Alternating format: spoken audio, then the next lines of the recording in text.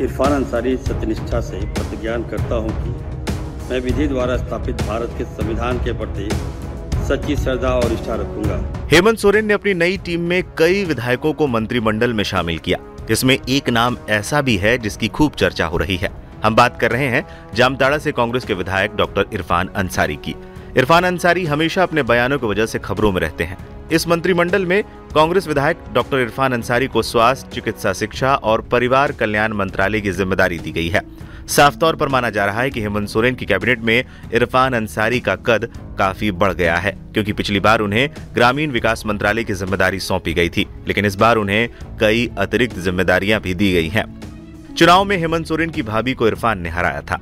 विधानसभा चुनाव के दौरान इरफान अंसारी ने बीजेपी प्रत्याशी और हेमंत सोरेन की भाभी सीता सोरेन पर विवादित टिप्पणी कर दी थी, जिसके बाद मामला बिगड़ गया था। जिसके बाद मामला SC/ST आयोग तक पहुंचा था। सीता सोरेन ने यहां तक कैमरे के सामने रोया भी था, जिसके बाद इरफान अंसारी को माफी तक मांगनी पड़ी थी। माना जा रहा था कि इसका असर चुनाव में होगा, लेकिन ऐसा कुछ नहीं हुआ। इरफान अंसारी ने जामताड़ा सीट से सीता सोरेन को 43,676 वोटों से मात दी। इरफान अंसारी को कुल 1,33,266 वोट मिले थे, वहीं सीता सोरेन को 89,590 वोट मिले।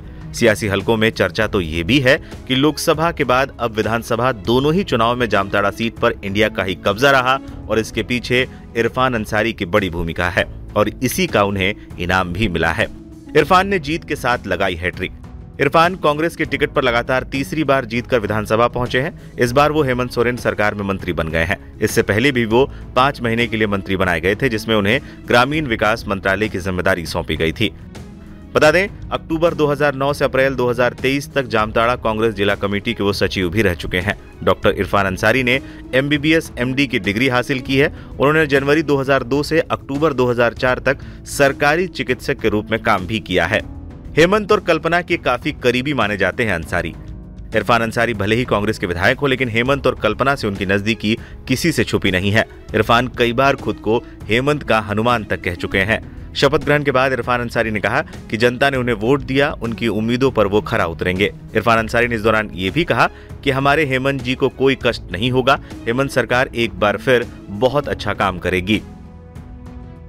देखिए, झारखंड लिया गया था विकास के लिए, झारखंड का विकास हो, क्योंकि ये ट्राइबल स्टेट है और दुर्भाग्य कहिए या किस्मत का लेखा जोखा कहिए, गलत हाथों में सरकार चली गई है। भाजपा के हाथों में सरकार चल गई। जब झारखंड बना 18 साल यहाँ झारखंड का विकास भाजपा ने नहीं किया, बल्कि शोषण, दोहन और लूटने का काम किया।